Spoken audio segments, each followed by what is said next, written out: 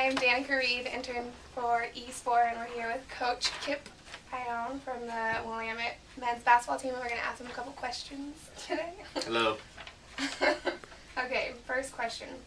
The Bearcats were picked to finish 6th in the Northwest Conference this year. How do you feel about the rankings?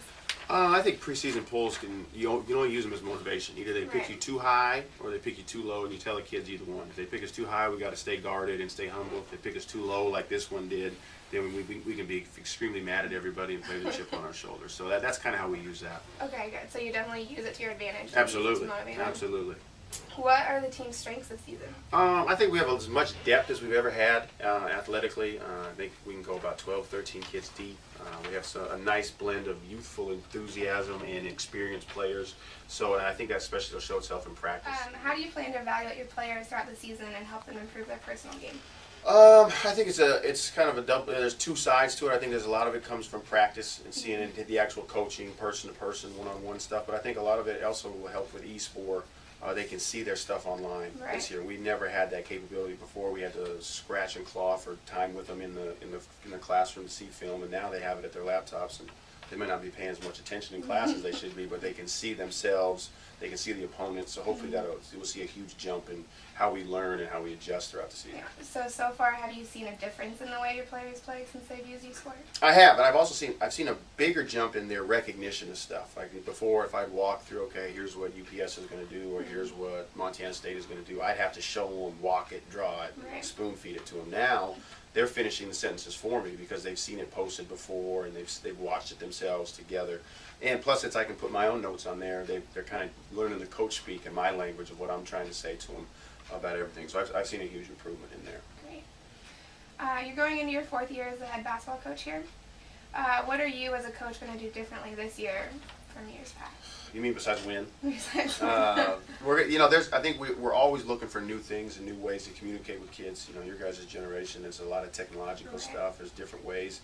I don't think there's as much of the coach as the dictator and everybody just follows the steps. I don't think you can get away with that anymore. So there's some things we've structured differently in practice to get my assistants more involved and also let the kids pick some of the drills we go through that they think are effective.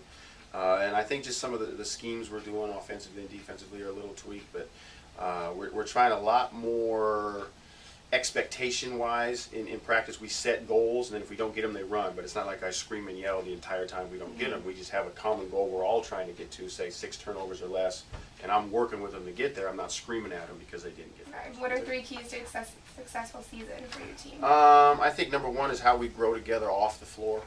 We try to stress that a lot with our family atmosphere, but I think if you can be with people in certain situations off the floor, it's a lot easier to talk about a screen roll on the floor.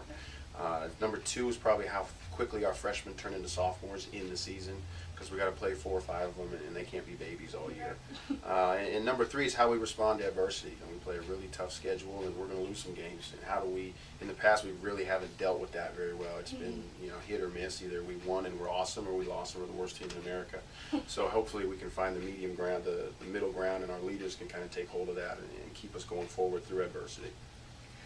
What has been your strategy mentally to help the team overcome the loss of 2 of your key players from last year, Robbie Kunke and Sean Bart? I think number 1, it was showing them how good they were themselves, the guys we have back. So that was some more of the film stuff, and also just showing them some of the stats we had last year didn't correspond to the losing record we had. We put up some really good numbers in certain areas, so it was kind of building their own confidence and almost to a level of cockiness, which some of them don't have a problem with.